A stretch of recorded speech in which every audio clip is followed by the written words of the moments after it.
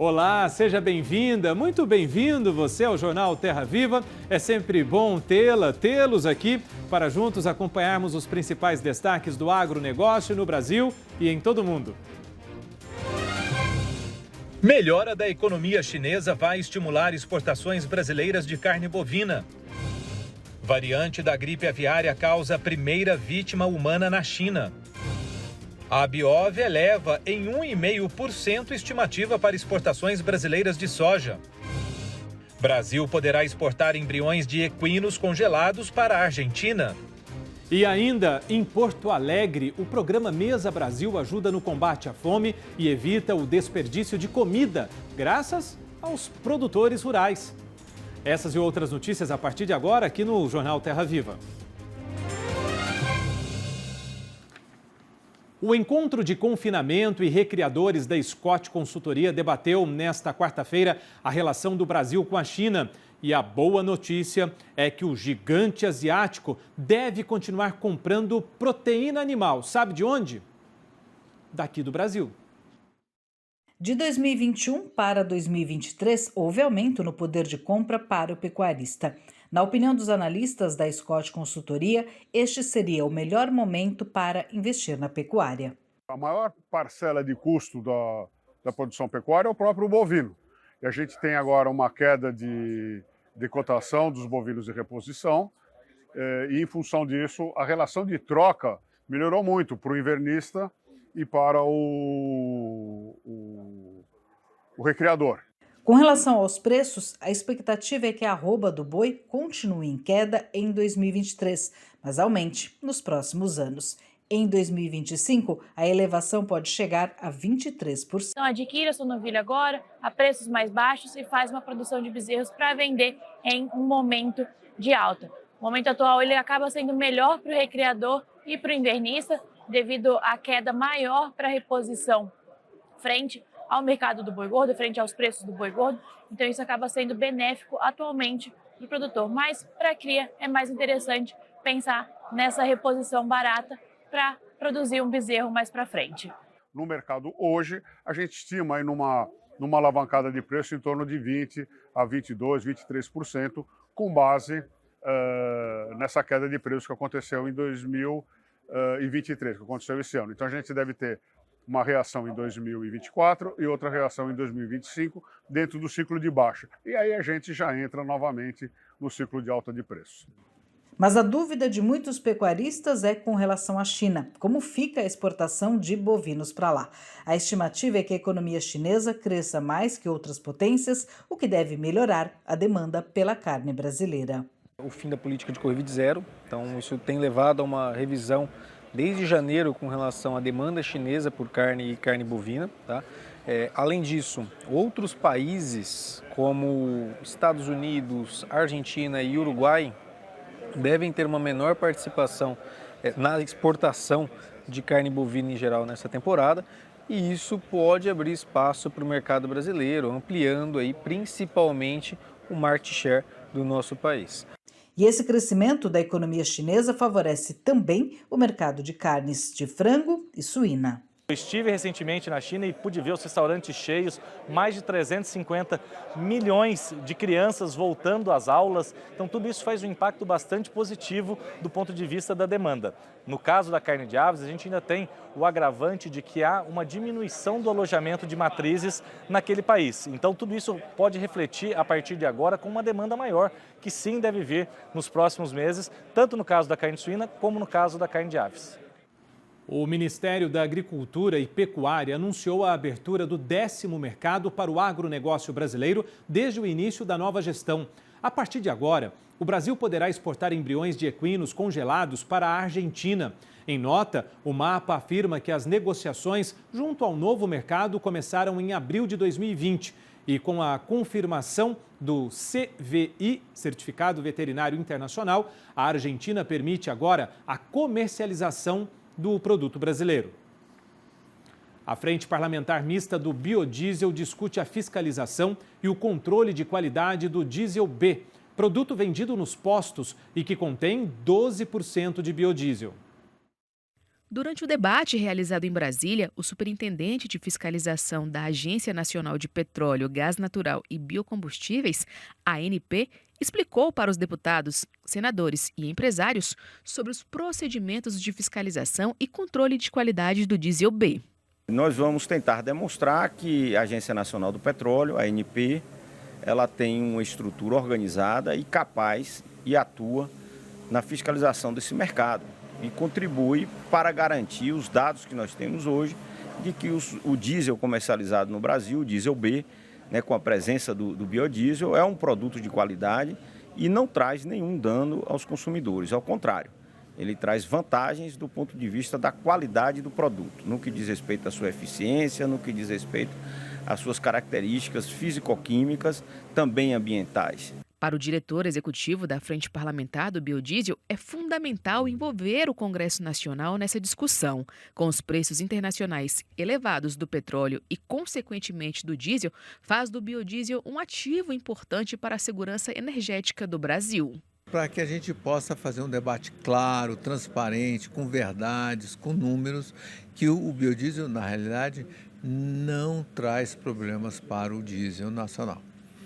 Entendeu? Ele é um facilitador. Então, esse é um debate que nós queremos iniciar e fazer um monitoramento na implementação e no aumento do teor de biodiesel no diesel. E assim, para a gente acabar com essas mentiras, com essas falácias que se falam sobre a qualidade, a má qualidade do biodiesel, do que pode trazer de transtorno à qualidade do diesel. Por causa da decisão da Organização dos Países Exportadores de Petróleo, OPEP, de reduzir a produção de petróleo, o ministro de Minas e Energia, Alexandre Silveira, ressaltou em nota a importância de o Brasil ocupar papel estratégico para diminuir a dependência de importação dos derivados de petróleo. Esta combinação de fatores pode abrir espaço para o governo avaliar uma eventual antecipação do cronograma de elevação da mistura de biodiesel ao diesel A. Desde 1º de abril, o teor passou de 10% para 12%. Em 2024, irá para 13%. Em 2025, para 14%. E em 2026, para 15%. O aumento do percentual de mistura de biodiesel ao diesel gera menor emissão de diversos poluentes nocivos à saúde humana. Precisa construir uma política que seja permanente em lei. E aí, claro, nós vamos de novo voltar a conversar sobre isso, inclusive com a possibilidade de nós agregar nessa política, para vocês terem noção do que é ir por meio da pesquisa para desenvolver motores capaz de funcionar 100% a biodiesel e poder ser uma matriz de autoria nossa para poder distribuir ao mundo. E atenção, a OMS confirmou que uma mulher de 56 anos morreu por uma variante da gripe aviária na China. É a primeira morte humana por uma cepa da doença. A vítima morava na província de Guangdong, na costa sudeste da China. De acordo com a OMS, Organização Mundial da Saúde, esta foi a primeira vítima humana da variante H3N8, uma cepa que circula em território chinês desde 2002. Em 22 de fevereiro, a mulher apresentou sintomas da doença. Em 3 de março, foi hospitalizada e veio a falecer 13 dias depois. De acordo com autoridades chinesas, a mulher apresentava comorbidades e tinha um histórico de exposição a aves e pássaros selvagens na própria casa. O Brasil exportou 3 milhões e 100 mil sacas de café em março, de acordo com o Secafé, o Conselho dos Exportadores de Café do Brasil. O volume representa uma queda anual de 19%. O Secafé informa que esse recuo é reflexo da entre-safra depois de 2 safras menores, o que impactou nos embarques. No acumulado de 2023, a queda das exportações chega a quase 23%. A seguir, a moagem de cana-de-açúcar na segunda quinzena de março totaliza mais de 4 milhões de toneladas no Brasil. E você vai ver ainda, a Biov eleva em 1,5% a estimativa para exportações brasileiras de soja na safra 2022-23. A gente conta os detalhes depois do intervalo. Até já!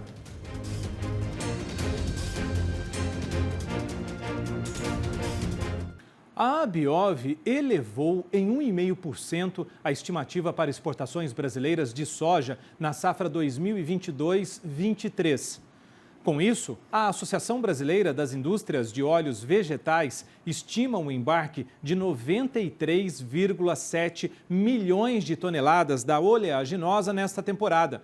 De acordo com a Abiov, esse maior volume é estipulado pelo crescimento da demanda, principalmente da China e de outros países asiáticos.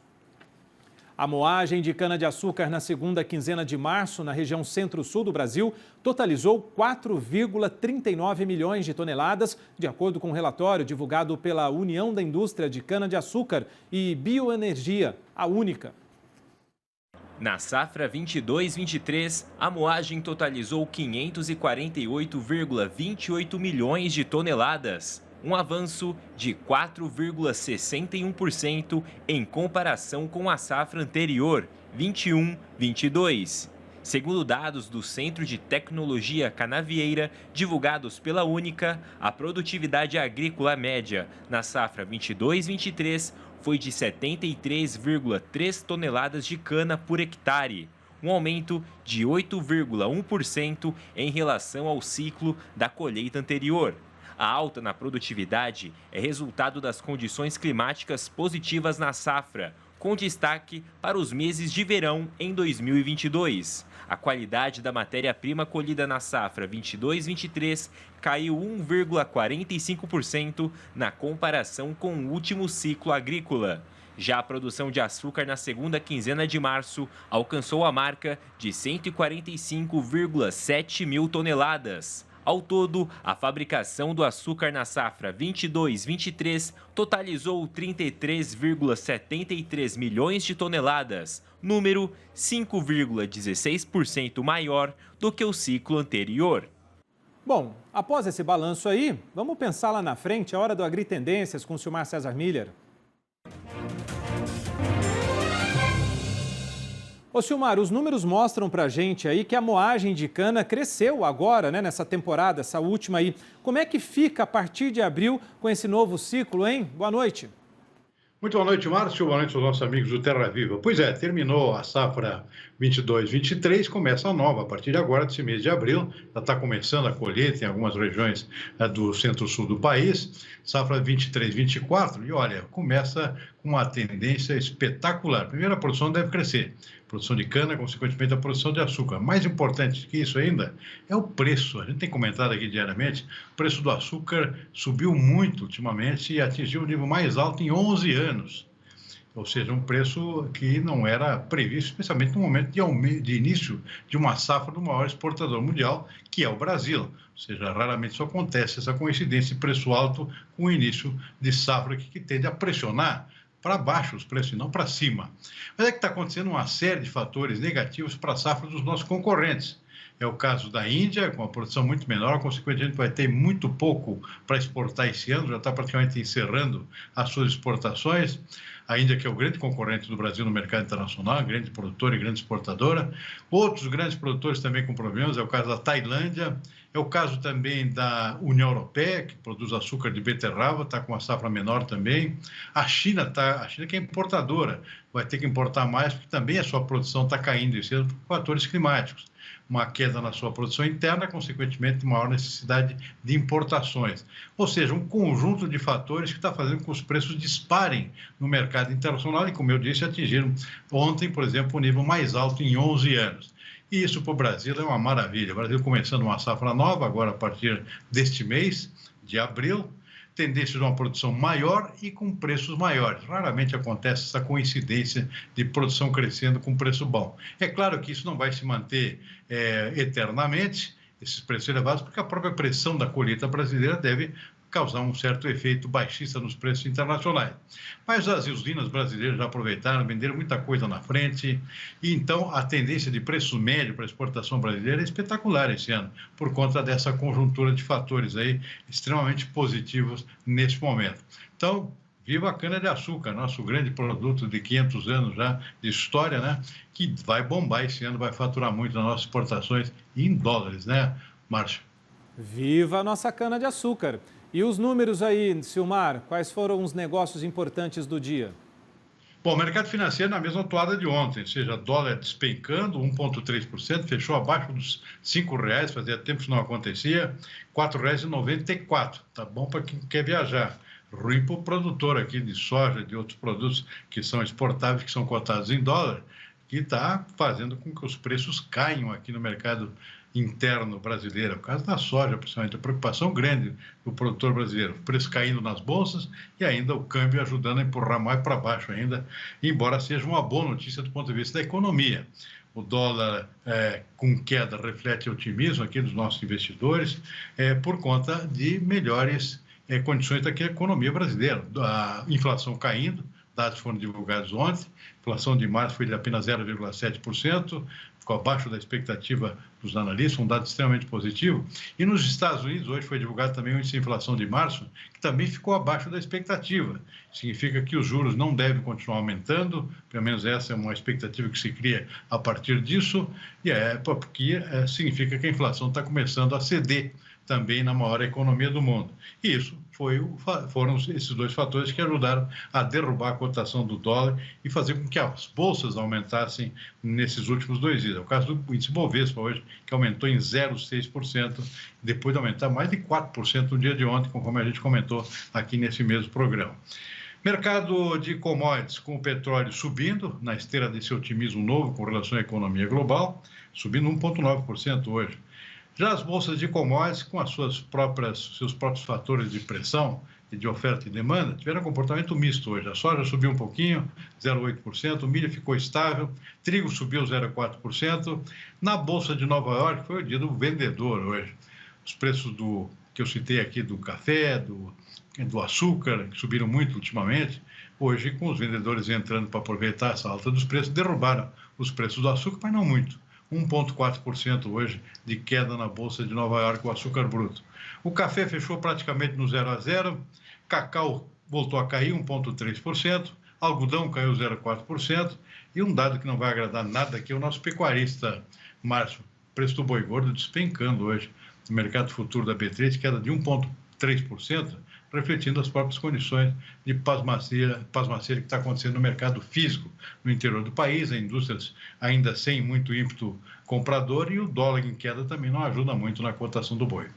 Muito bem, Silmar, você falou aí do boi gordo, né, da cotação do boi. Enfim, eu quero lembrar e fazer um convite que de segunda a sexta, aqui no canal Terra Viva, a gente tem o DBO na TV com Sidney Maschio, né, que destrincha todas essas notícias aí relacionadas ao setor do gado, do boi, da vaca, da pecuária leiteira, da pecuária de corte, né? Então é um momento muito importante que aprofunda a discussão nisso aí. Silmar, muito obrigado, viu? Até amanhã. Bem lembrado, até amanhã, e um abraço para o nosso amigo do nosso boi gordo, Sidney Maschio. Vamos convidá-lo um dia para ele estar ao vivo aqui, nós três aqui, ele vai ter que preparar uns versinhos para nós dois, ele vai ter que rimar nós dois aqui, fechado? Combinado. Fazer esse desafio para o Sidney agora. Obrigado, Silmar, bom descanso. Grande abraço para os dois aí. Valeu. A seguir, a previsão do tempo para todo o país.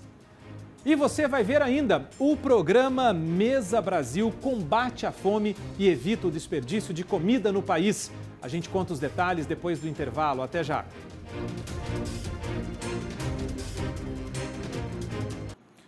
É hora da gente saber como é que fica a previsão do tempo para todo o país nessa quinta-feira. Conta pra gente, Luísa Cardoso, por favor. Nesta quinta-feira, a presença de uma área de baixa pressão sobre o centro-oeste vai ajudar a formação de nuvens carregadas, principalmente no oeste de Mato Grosso do Sul e também o sul de Mato Grosso. Pancadas de chuva que devem acontecer em vários momentos do dia e também a possível queda de granizo em áreas produtoras do oeste de Mato Grosso do Sul. A chuva também vai ser persistente na metade sul do estado do Rio Grande do Sul. Há alerta de temporais com rajadas de vento entre 50 a 70 km por hora. Essa condição de temporais também se estende para o sul de Goiás e também para áreas do norte do Pará. Já em relação ao norte da Bahia e também o sertão nordestino, uma área de alta pressão impede a formação de nuvens carregadas, então o dia vai ser de sol, com poucas nuvens no céu, não tem previsão de chuva. Já em relação a boa parte do Sudeste, Paraná, Santa Catarina e as demais áreas em verde claro no mapa, o dia começa com sol, as nuvens se juntam no céu e entre a tarde e a noite a condição é de chuva de moderada a forte intensidade. Falando agora nas temperaturas, nesta quinta-feira a máxima chega a 30 graus em Salvador, assim como Natal, 29 em São Luís e também na capital paulista. Os maiores volumes acumulados dos próximos dias devem ficar concentrados ainda na metade norte do país, passando dos 80 milímetros em áreas do Amazonas, Pará, Amapá, e o Mato Piba ainda deve receber umidade também. E essa umidade é bem-vinda para o desenvolvimento dos cultivos de segunda safra, mas ainda pode interromper o avanço na colheita da soja entre o Maranhão e também em áreas do Pará. No centro-oeste, a condição é de chuva mais irregular, acumulando 40 milímetros, e essa umidade também é bem-vinda para o algodão, que está em fase de floração das maçãs. No sudeste, a maior parte do tempo, o dia vai ser de sol com poucas nuvens e a chuva acontece de maneira mais pontual, acumulando entre 5 e 40 milímetros. Mesma condição para o sul do país. A chuva é apenas mais persistente entre a metade sul de Mato Grosso do Sul e o norte do Paraná, que acumula mais de 60 milímetros em função da presença dessa área de baixa pressão nos próximos dias. E essa condição, então, no centro-sul, favorece o avanço na colheita dos grãos e no plantio do milho segunda safra, que já está quase todo semeado no país, de acordo com a Conab. Quase 99% da área já foi plantada. Na próxima semana, a chuva se espalha pelo país, mas mesmo assim os maiores volumes acumulados permanecem na metade norte. 80 milímetros são esperados e áreas também do Nordeste que não estavam recebendo umidade devem passar a receber a partir do dia 18 de abril. Mesmo assim, esses 20 milímetros não vão ser capazes de repor a água disponível no solo, apenas vai refrescar as lavouras. E falando nas temperaturas, a partir do dia 18 de abril também uma massa de ar frio avança sobre o sul do país e essas temperaturas mais amenas devem atingir áreas de milho segunda safra no estado do Paraná. E essas temperaturas mais baixas, então, podem alongar o ciclo do milho segunda safra e, com isso, pode ser atingido por geadas no final do ciclo desse cultivo. Então, atenção aos municípios do Paraná na próxima semana. Obrigado, Luísa. Olha, no dia 23 de março foi publicada a decisão do Supremo Tribunal Federal sobre a segurança jurídica dos proprietários e possuidores de imóveis rurais no estado de São Paulo. O STF recomendou que a União, estados e o Distrito Federal implantem programas de regularização ambiental.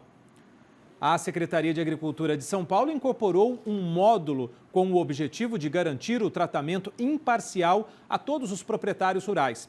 Por isso, a gente convidou e recebe aqui agora o Marcos Renato Bitcher, que é secretário executivo de Agricultura e Abastecimento do Estado de São Paulo. Secretário, uma alegria a gente ter o representante aqui do governo de São Paulo nesse setor. Muito obrigado pela gentileza de estar conosco. Mas o que representa mesmo essa decisão do STF?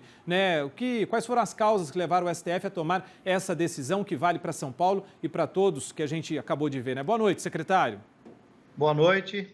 É um prazer estar aqui hoje, podendo falar um pouco sobre essa decisão do STF.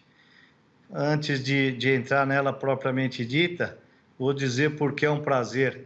Eu tive a honra e a oportunidade de estar na Assembleia Legislativa do Estado de São Paulo. Na ocasião, eu como assessor lá emprestado, eu sou oriundo do Tribunal de Contas, mas eu que cuidei de toda a tramitação desse projeto de lei que virou lei, que criou esse PRA aqui para o Estado de São Paulo. E a determinação lá do deputado à época era para que nós não nos afastássemos 1 milímetro do Código Florestal. Então foi um cuidado enorme que tivemos para evitar qualquer questionamento e qualquer declaração de inconstitucionalidade da lei. E quando nós vimos então essa decisão do Supremo, reconhecendo a constitucionalidade desse artigo 12, para mim, em particular, foi uma alegria muito grande. E para o estado de São Paulo, e principalmente para os destinatários da norma, que são os proprietários e possuidores rurais, isso foi, sem dúvida, uma vitória, mas muito grande.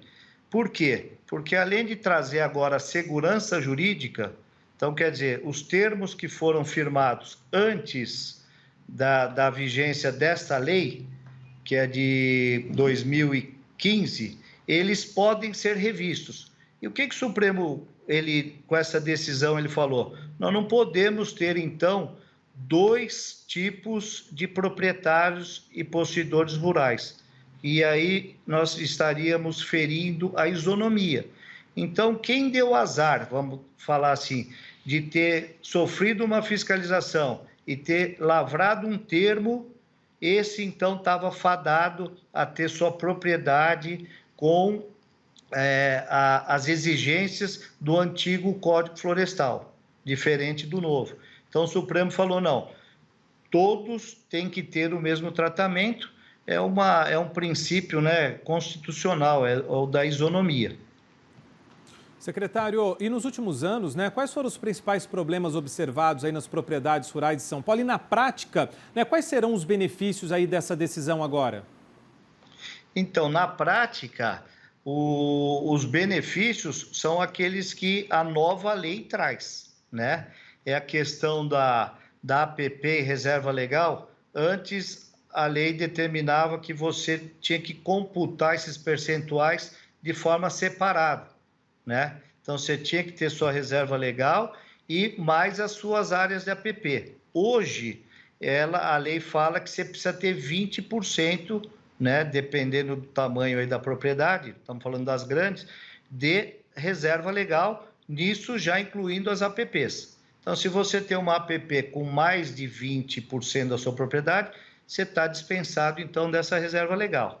Então, a proteção hoje que o código trouxe, o novo, ela visa estabelecer, né, a preservação de toda a legislação que ocorreu no decorrer dos anos, né, que autorizava desmatamento, né, e quem então fez isso cumprindo a lei, hoje então ele está assegurado que ele praticou esse ato dentro da legalidade, né? Ele observou-se então é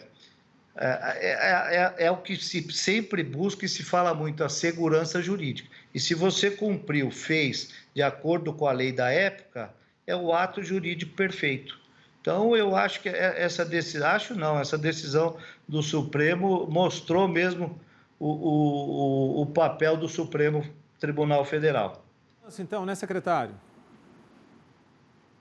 Não entendi? É um avanço, então, a lei, na opinião do senhor? A lei, sem dúvida nenhuma, foi um avanço, né? O Código Florestal e esse programa. O que é esse programa de regularização ambiental?